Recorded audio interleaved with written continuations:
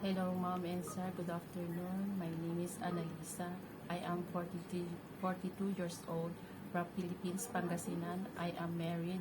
I have two sons, age of 18 and 15, and one daughter's age of 19. My highest education achievement is high school graduate. My expertise are elderly care and pet care. I work as domestic helper in Hong Kong for 9 years with 4 employers. Currently, I serve my lady boss and that child of age of 7.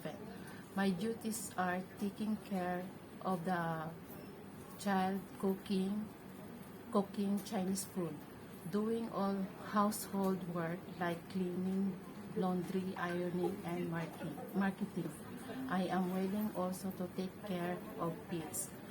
To my future employers, Mom and Sir, please choose me as your housemaid because I am hardworking, honest, fast learning, and responsible. I promise to be a good housemaid and promise to prioritize my job and finish my contract or more.